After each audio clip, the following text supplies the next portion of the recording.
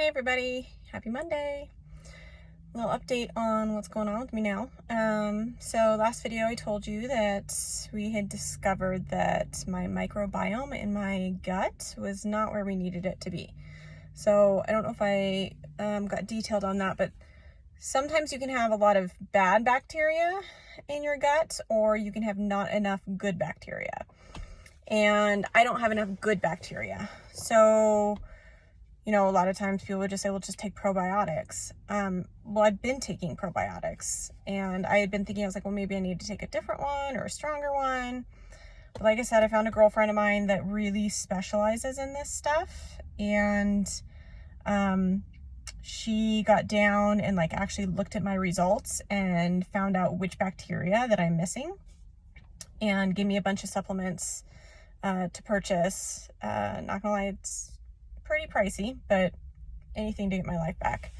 So I'm going to start with prebiotics first. I need to do that for a couple weeks. I guess those get the gut ready for the probiotics, and it makes it so that your gut can absorb the probiotics better. And then, like I said, I'm going to do an elimination diet where it's going to be pretty hardcore. Very few things that I can eat for the first week. But apparently that's just until you feel better, and then you start adding foods back in. I can't do that this month because we'll be out of town and it's just unrealistic. So this past week I've been cutting out gluten, sugar, dairy, and processed foods. And could be coincidence because my symptoms are always changing, but I think I've noticed a difference. Now my depression and anxiety had already pretty much been gone for a while. But it's just that dang brain fog. And honestly, anytime that I have even just a little bit of alcohol, I would just have crazy insomnia all night long. So I mean, I'm still not drinking alcohol, so don't know if that's any better, but I doubt it. But the brain fog seems to be lifting a little bit, so that's great. I also have had some people reach out to me. It's funny, a friend of mine reached out a couple months back and had posted something about a metal detox. And quite honestly, at the time, I was like, metal detox? I don't have any exposure to metals. That's not me, whatever. Moved on. But somebody else reached out to me and they showed me the same group that the prior person had showed to me. It's called TRS Metal Detox. It's on Facebook.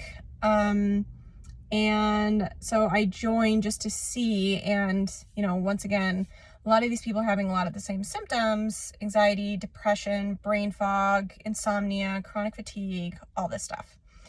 But I was talking to someone who reached out, and she kind of told me her story a little bit. I didn't get the whole story, but basically that she wasn't feeling well either. She tried a bunch of stuff, and when she finally did that, it helped her.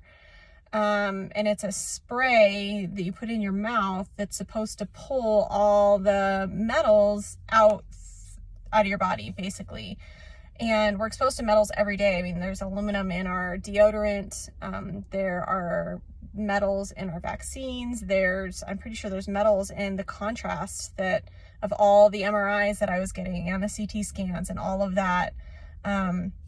I think they're in our everyday products, which is why I try to really use clean products. I've been doing that for years anyways, but I don't know, it's worth a shot. I am trying to figure out the timing of all of this because just to know what's going on, I don't want to do it all at the same time, right? Because then who knows what it was that was working, but who knows, maybe there's just a little bit of everything that just all needs to be addressed. Just to feel better, I kind of want to just start it all right now. But, like I said, I did start the Cymbalta a week ago, so that takes 6 weeks to work. So I definitely want to know if that helps or not, because I would really rather not be on that if I don't need to be. So if that's not fixing it, then I can get off of it and do all these other things that hopefully are addressing the problem. So I'll continue to keep you updated. Let me know if anybody has any questions on this. I'd always heard about gut health and anxiety and the gut brain connection, and I knew there was something there. And when this was happening, I had tried to clean up my diet a little bit, sometimes it seemed to help, sometimes it didn't, but in all my research, I didn't really know what exactly was inflammatory because there's conflicting information. A lot of people say that if you don't have a gluten or dairy intolerance, that it's not inflammatory. And I'm not lactose intolerant, and I actually had a gluten intolerance test and it was negative, but maybe it's an intolerance and not an allergy. So after talking to my girlfriend, she just said that a lot of times these are inflammatory, period, whether you have an allergy or not to them. So anyways, I'll let y'all know how it goes. Okay, have a great day.